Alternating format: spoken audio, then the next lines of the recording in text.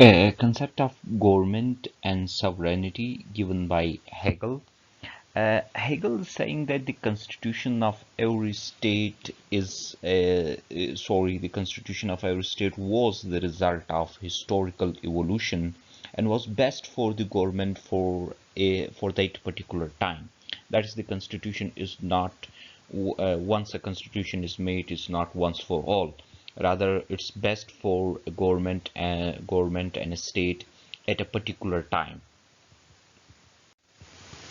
According to Hegel, there are basically two main organs, the legislature and executive, but there is another organ as well, monarchy.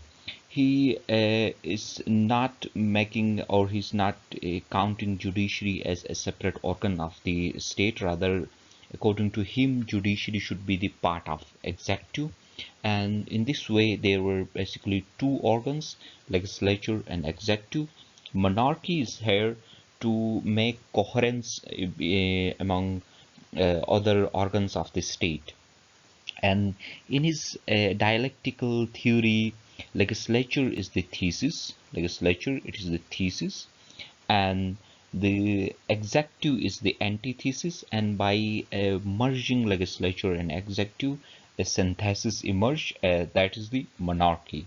uh, the legislature represent the democratic rules, while the executive represent the aristocratic forces, and the monarchy is obviously representing the monarchical forces, and it work as the coordinating element for legislature and executive. Monarchy plays as the coordinating element. And Hegel was opposing the separation of powers on the basis that state was a moral organism functioning as a whole. So the organs should not have separate powers, rather they should work as a whole. And a monarch is administering the laws, and the people are making laws.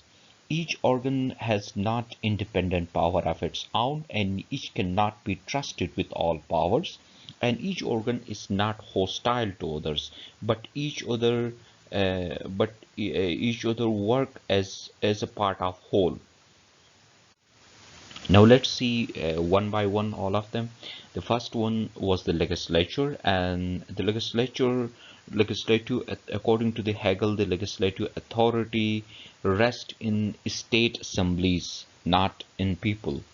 And the legislature should consist of those people who have profound knowledge and insight.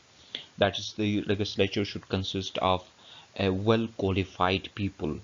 And the representation and cooperation of states, the legislature is the representation of cooperation of states, not individuals. And he gave very limited rights to legislature. He said the legislature should not have the right to act as a powerful check upon executive.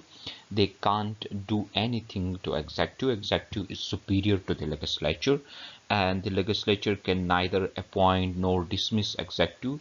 Appointing and dismissing executive should be the role of a monarch, not of the legislature. And what he assigned to legislature is that he make legislature an advisory body. Their role is to propose laws, and it is the role of a monarch to make laws effective. That's either to accept those or not. That is the role of a executive, and detailed application of laws should be done by civil servants. A monarchy will accept the laws, and the legislature will just propose laws. They can't make laws. The role of legislature was as a teacher to public, to get healthy public opinion on the laws. Laws were suggested by executive. Legislature can make some recommendations, but that were not binding to make laws.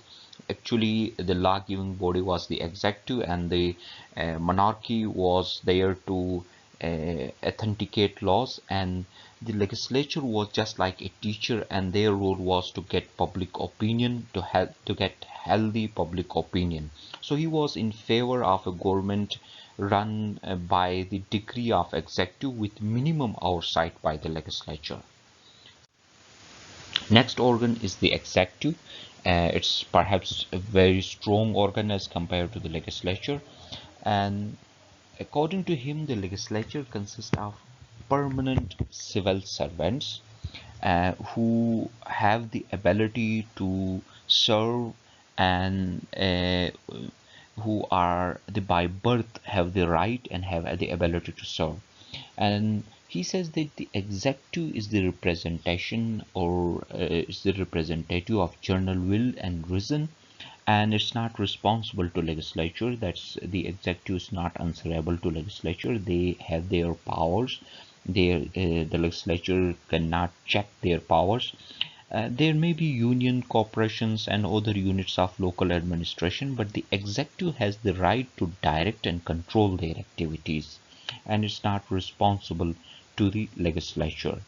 Executive organization lies within the jurisdiction of monarchy, and the highest civil servants have deeper and more comprehensive insight into the state affairs. So there should be highest skill to do best and even without legislature. So the laws should be proposed by the executive uh, and the civil servants, and the legislature should perform and function as presenting the same in civil society for formulating the public opinion. And the law should take the form of general prescription and the detailed application, which are subject to the intervention of the monarch in case of misuse. Otherwise, in normal conditions, even monarch could not interfere in the affairs of executive. Once he will set the jurisdiction, and within that jurisdiction, executive will propose laws and make laws effective. Monarch, that is the most powerful organ, and he said that monarch is the actual sovereign of the state and make government coherent, and without monarch people are just like a formless mass, not a state. And during the ordinary times government is carried out by civil servants, but in case of emergency monarch is decisive, and monarch is the actual sovereign of the state. The sovereignty, about sovereignty, he said that sovereignty does not belong to people but collectively, not not collectively people. Sovereignty does not belong to the people as a collective, but it belongs to the state as independent person.